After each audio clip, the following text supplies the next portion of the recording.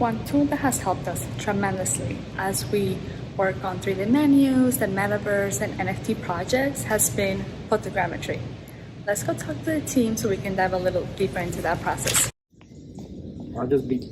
Hey Marilyn, can you tell us a little bit about this Photogrammetry project that you're working on? Photogrammetry, I can never say the word, but yeah, Photogrammetry project. So this is a scan. This process has been going around for a while now. When I worked back at EA, we were doing this for the equipment because of branding, and Nike and Gatorade and Microsoft all wanted their stuff to the point, to the T. And that was about 6-7 years ago. Now we have technology that can actually do it off a phone, or like how Bruce got this for us. And this is actually a really good scan. It comes in heavy, so I'm sure technology will advance as the years go and make it easier for us, but this is a pretty good scan. And the purpose of this, especially for me as a 3D artist, is before we had this process, we would just go off photos. You know, we had photos, I would line them up out here and model to that, and that will increase the time on how to get this model out. We want to speed the process up because we want to get to the nitty-gritty, which is, you know, the texturing, the lighting, everything else that comes after modeling. The modeling is always, my teachers always told me, get done with the modeling already. It's like, we spent too much, just do it already and get it out. And this is what happens. This speeds up that process. And with the textures on the scan makes it much easier because I can actually see what's going on. So on my process, once I get this, what I like to do is break it down, visually, like a house, like building a house. I'm thinking of the skeleton, I'm thinking of, maybe just get this part first. You know what I mean? Because, the model that I got from Bruce, it's dirty, and that's the whole purpose of it. My purpose is to clean it up. So we start with the skeleton. So I'm thinking in real world, in real life, how they built that container. And I'm sure they had columns like this, steel columns, to hold up the rest of the stuff, right? So you mentioned that it used to come from photos. Yeah. So how did we get the scan? And Bruce, you're welcome to chime in if you'd like. Yeah, that's more of a Bruce question, but in the past when I had it done, it was all just a collection of cameras. In EA, we had we put the shoe in the middle, and there was 12 cameras in a circle, and we hit a button, and they would all take pictures one by one. And then this program that was written, the software was written internally, would register the photos and create a high-res mesh with no textures. And that was years ago. So technology has advanced, but Bruce has found something that works really well for us in here. So maybe he can tell you a little more how that works.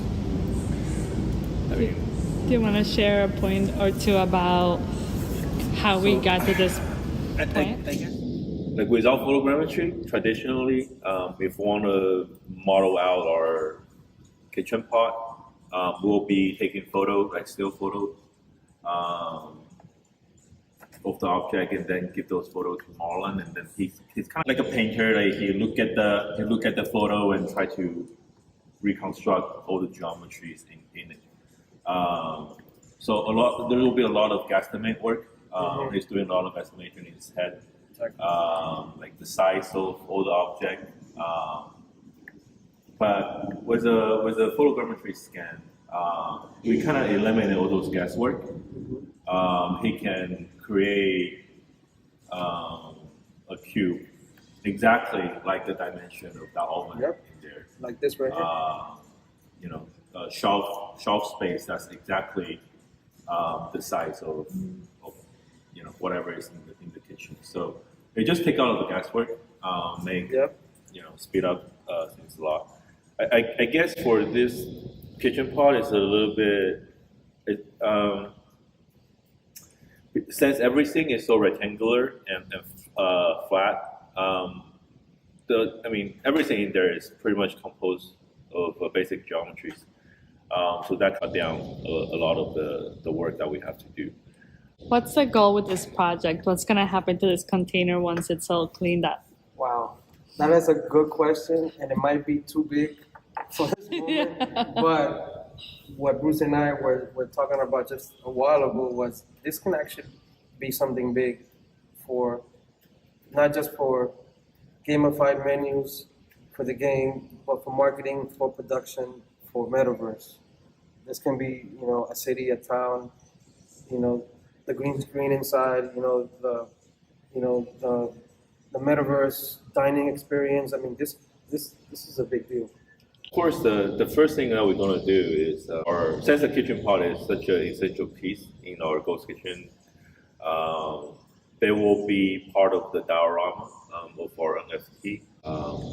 We are thinking about constructing our game environment with all this container kitchen pot. Since we now have everything 3D modeled out, we will also be able to do like explosion diagram, and we can customize different kitchen pots. Yeah, maybe some kitchen doesn't need the big oven. Exactly. Can be replaced by another stove. Full control. Yeah. Can you guys share one tip for someone that is trying to use photogrammetry for their project or your creative process? It's always more difficult to photogrammetry something in large scale. Something on the tabletop side. You can put it on turntable. You can have your camera at mounted in a fixed positions, or you can really dial in on your captures. But for something as large as this, or something even larger, like buildings and cities, those will require like drone photos. Yeah. It's a little bit more difficult to get that consistencies. Another thing with shooting this kitchen pot that we have a lot of trouble with shooting kitchen pot is the material. For example, the kitchen pot is all stainless steel. They are very smooth with a lot of reflection. So all the holes that you see right now, those are actually because of the reflections. So to the camera, they're just like pure white on those parts. That's why they become like holes. It looks melted. Right. We kind of pick and choose our battle. There are like the appliances. We try to get a better capture of them, but the vent hood, because I know the vent hood is just basic geometry that's very easy to be replaced. So I don't care about it that much. Mm-hmm. But for this capture, we took a lot more pictures on the interior of the appliances, so that Marlon have a good scan to work with. Yeah, definitely. And the way I approach it is like I would approach any other drawing. I would start with big shapes, my primary shapes, which I did at first. I blocked out most of the appliances in here, and then what I do is I break it down into pieces. I just show that selection. So what I do is I'll separate these, and then get my geo. Wow, look at that. And then I would just maybe model out maybe the handle. And of course, considering what this is used for, if it was for film, and then I would probably get more into detail on building the geometry. If I'm using this for game engine, and then maybe I would think ahead and think more of textures. So I would maybe be a little crude on how far I take this each one of these appliances. So definitely, this is it's a good process. Having this ability to bring this in. And Marlon, you should show them how the scan look with all the texture. oh, So that's the scan with all the texture, Wow. and you it looks like mud. you can see how important texture is. Yeah, it's so important. I mean, like this, I would have such a hard time trying to figure it out. And this is how I used to have it 6 years ago, 7 years ago. This is how I used to get things. The ability of textures wasn't refined. It was there, but it was messy. This is pretty good. This texture that we get in here, that helps me. That helps me see clearly, buttons and beveled edges and where the shelves are, where I have to just put one piece of geo, Then along with Bruce, we decide, well, this doesn't have to be geo. This could be texture. We can pull it off. How far are we from the camera? These are the questions that we bring up and we discuss, and then we decide how to go about it.